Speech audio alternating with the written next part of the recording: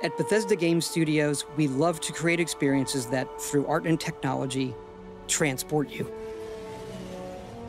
We've brought that to many worlds, but never to what's above us. When we look to the sky, we wonder if we're alone, what's out there, what our future holds. In some ways, since every element in each of us is from the stars, we want to return.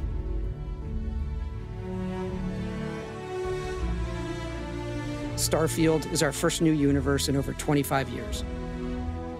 It's a game we've dreamt of playing. And it's only now that we have the hardware, the technology, and the experience to push our creative boundaries even further.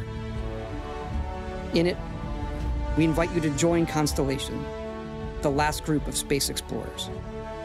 It's a next-generation role-playing game where you'll be who you want, go where you want, experience our stories, and forge your own. More than that, Starfield's about hope, our shared humanity, and searching for the answers to life's greatest mystery. We have a lot to share. For the first time, we'll provide an inside look at the inspiration and process behind Starfield.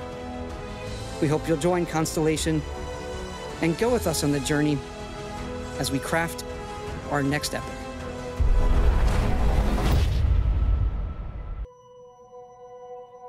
I think the one thing people underestimate about video games is that people think it's just playtime. But I always say that the one thing video games can give you that nothing else in entertainment can is that feeling of pride, right? Look what I did. And even though we want to make a game that is very big and is very long, you can play for all of those years. It's all the paths you didn't take that make it special to you, that you feel like when you finish that quest, that you feel that you accomplished something that week. The people who love video games can always say, like, you know, what'd you do today? I saved the world.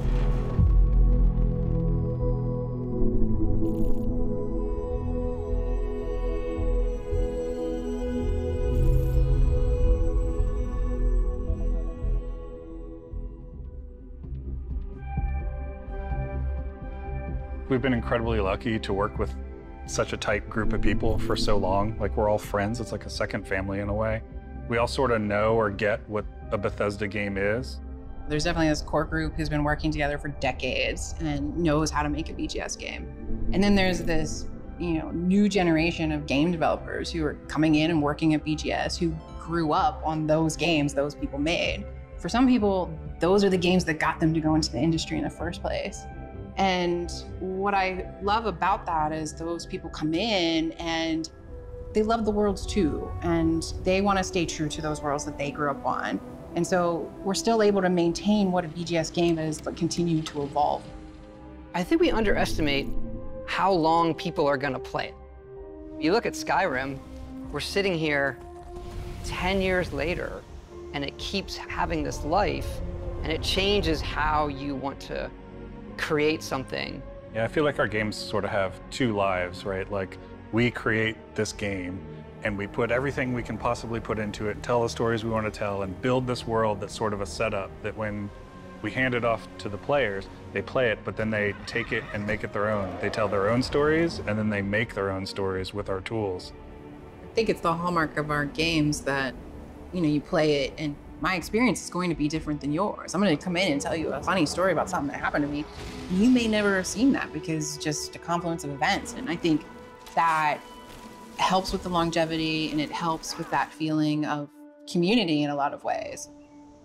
It is a world that you get transported to that you can really make your own. And that's where, for me, the magic is, to do it for 2 decades and close to that for so much of our group. There's a big trust there that we know how we solve certain things together. We were doing Morrowind and looking at what we might do after that and beyond that. And we had a list of what are the other types of worlds we want to go to. And obviously Fallout was at the top of the list, if we could do that, and that, magically, luckily came true for us. And right behind that was, science fiction. Going to space, I think there's a magic in just defying gravity and taking off from a planet. Like, that's It's an extremely difficult human endeavor.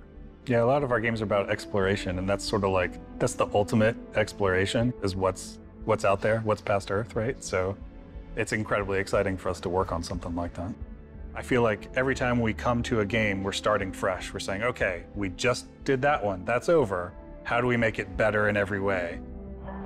It's got a more realistic, science-based backing to it, whereas Skyrim is sort of a, an epic fantasy. This is a more grounded game and a grounded setting about exploration. So I think that gives us a different take on how we make everything. So that's sort of the thing you latch onto when we're making new areas, making environments, making characters. The mechanics of the world are entirely different, but there are similarities. And I think those are things we like. Like, we like playing first person. We like having all the coffee cups. We like being able to touch everything. Those moments make the whole thing believable. Being able to watch the sunset and nighttime come and just sit there and watch the world go by seems like it's not gameplay, but it is vital to how you feel through the rest of it. I also think that because it's based in a more realistic atmosphere, is like, you have a lot of people on our team who are super into certain things like robotics or engineering, and they can use this lifetime of knowledge they have gathered and then use it in their work. Everyone comes from these different areas and brings stuff to the game that can make it in, and it all matters. From the rocks to the clutter to what the spacesuits look like. It's based on people's experience and sort of learning about how things work in the world and trying to apply it in a way that's believable for this universe. Yeah, it starts feeling so real to us. Like, you're saying we do all that stuff, but then concepting like everything they eat, or the toys the children play with, or what are their bedtime stories? What is their art? What is their history? What is their entertainment? It is a universe, not just a game. There has to be an emotional trigger that occurs. And I think as time has gone on, we're able to paint an even better picture that triggers that emotional thing. You always have that step out moment into the world, so to say. Technology's changed, we've all changed. So our expectations when loading up a game, like, okay, I'm gonna step out, and there's gonna be this moment. Us being able to do that and have it feel new every generation, every game, is something that is really special about what we do. I like to say that Starfield has 2 step-out moments. It's cryptic. Our process of making it is a journey for us that is very, very rewarding. And coming to Starfield, everybody's starting over and saying, what would you want to do? What does going to space mean to you? And everybody comes back to the same one. I want to see what's out there. It's a level of immersion that we really focus on. You're not just playing a game, but you're living in this world, in this universe. It's a giant open world for the player to do what they want. You feel like you've had an impact in the world. You really feel like you're there. There's certain, types of entertainment where you're just experiencing it. You're taking in what the creator wants you to see, and they draw that dotted line between this happens, go here, do this. The more that we can put you in the situation where you're going to decide. That's what makes video games the best form of entertainment that they are.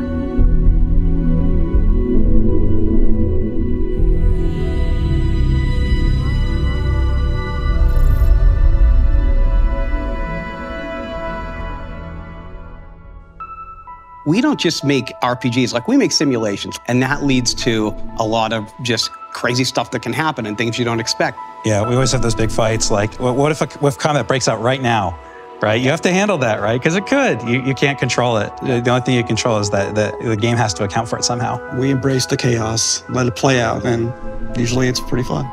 A lot of us have been doing this for a long time together, and it's nice with Starfield to go back to some things we didn't do, the backgrounds, the traits, the defining your character, all of those stats. And I think there's so many games now that do those things that people are ready for something that does a lot of the things that, older hardcore RPGs, some that we used to do, doing those again in a new way. We've always allowed the player to to create really interesting, unique characters. This game, we've definitely severely leveled up. The tech is based on scanning of real-world models, similar to the photogrammetry we do in our landscapes. We're kind of applying the same thing to our people as well, because it's not just the appearance of your player and all that, but we want all the personal interactions of NPCs, other characters in the game, to be as impactful as possible. And for that, you have to believe these are real people. You're a real person interacting with real people. One of the big choices is which part of the game world am I going to engage in? We always make a bunch of different groups that represent some of the major factions in every game. And in this one, we've got the United Colonies that represents the future Space Republic, idealized. You also have the Freestar Collective, which is the space Western fantasy, people that are out there on the frontier. We've got Ryujin Industries, which represents corporate life. I think it has one of the best starts of any of the factions we've done. It's a megacorp, and you get hired, right? As you would do, right? We'll play for our job. We'll see if you cut the mustard. Right. Yeah, I love approaching it that way, where, okay, what makes the world feel whole? What are the groups that would make it feel whole and believable? And then how does the player interact with them? What we're doing with the pirates, the Crimson Fleet as well. They're not just this foe. Let the player join them. What does that mean? The cool thing about Crimson Fleet, what if you're a good person and you want to be a good player and you don't want to play as a bad guy? You can side with the pirates, or you can report back your superiors and be like basically space cop type of thing. So it'll let you be a good person and still play with the bad guys. I think that's really cool too. It seems like no matter what story we write, the one the players tell themselves is the one that they think about and love the most, and the companions. Hello, Captain. How may I be of assistance? So something we really, leaned into on this game, how those other characters felt about you. That's probably my favorite part. Like when you're exploring and then your companion makes some comment off the cuff about something that you're checking out or something that just happened, it just feels so perfect for immersion. It's so believable. You think it's a real person. So, we knew we wanted to do some kind of persuasion minigame thing. Yeah, we sat down and it was funny. We didn't start with, let's do an evolution of, let's look back at the old Oblivion system, but there are a couple of beats there. You have to think about, what's my risk here, right? Which one do I want to choose? We didn't want it to be a system where there was definitely the right thing to say. It feels like you're having a conversation where you're actually trying to persuade somebody of something. So it's actually, I think it's, as far as new systems in dialogue, I think it's definitely one of the most successful ones that we've had. Yeah. I think when we knew we were making a game about space, you ask yourself certain questions, and that question is, what is out there? And so, as a game, we have romance, adventure, mystery, but I think with Starfield, there's this other layer of, the cosmos and the universe and what is out there. At the end of it, we want the players to have told their own journey, but then look back at it, and we're asking the big questions. Why are we all here? Where is it leading? And what's next for humanity? I always say that music is the fourth dimension. It is the emotional dimension. And so in order to create this, you have to ask these questions. Where are you going? What's your motivation? What is your story? What is really pushing us? This is what really drove me more than anything else. These huge questions, they're as big as space.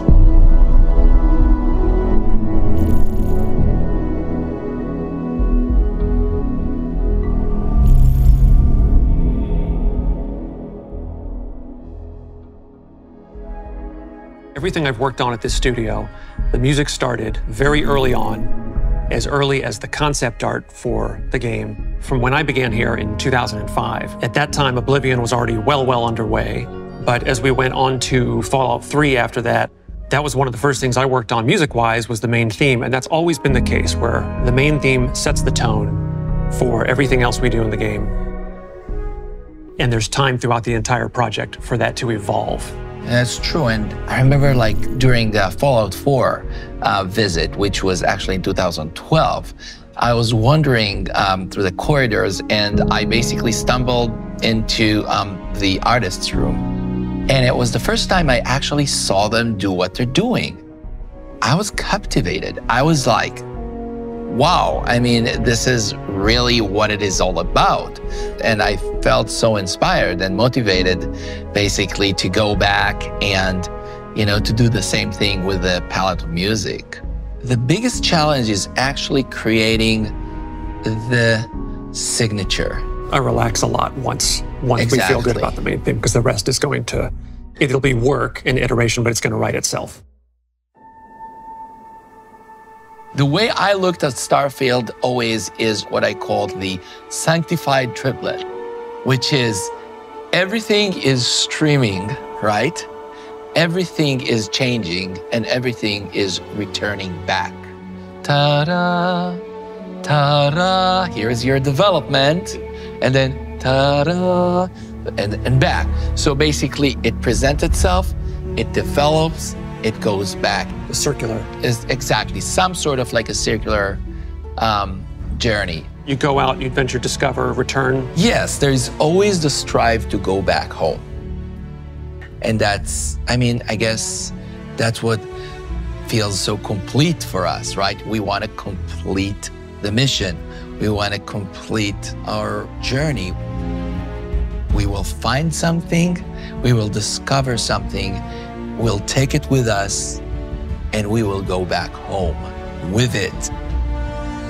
When we built the traditional orchestral sound palette, we actually really divided the orchestral group. For example, took the woodwinds, okay? And we created like a whole woodwind layer that almost represents particle in space, because they don't play melodies at all. They play sort of like a high frequency sequence, you know, like together. So they almost don't sound like woodwind. They sound something between organic to synthetic. Then the strings, they will play this long chords or long melodies and long crescendos and diminuendos. And these kind of things along the line with the fast-moving woodwinds will create a nice blanket around these waves, okay? And then comes the brass. And the brass, especially the French horns, playing sort of like the beacon, you know, the call of the brass. Those instrument groups as well. A lot of times when you are looking at that whole main theme, I'm kind of salivating thinking about what can I do with that on the sound design side, you know, not just to weave the main theme into different key points in the game, leveling up, discovering new places. Could we use that as straight up sound design to take those woodwind tremolos and just let's slow them way down, let's reverse them. I'll take any of that music and turn it into ambience somewhere. The music is like the companion. It's the companion to the player in the single-player game. We don't have control over how the player chooses to experience the game. Our sense of scale had to be totally readjusted in making a game on a planetary surface as we've always done before, and now where you have these very vast distances against this black, starry background. It is a blank canvas in a massive playground, and all the pieces are there for you to write your own story. Whether you jump right in and you wish to follow the main quest, the main story, and go to the obvious. One point leads to another, leads to another. The music has a funny way of playing the right chord change at the right time, and a lot of that just happens at random. You look over the valley at just the right moment, and that just happens to be when this one chord change happens, and there are times like that that feel scripted, and they're not. And I like that each player has that experience for themselves personally. I believe that the game is a whole experience, and music is part of the whole experience.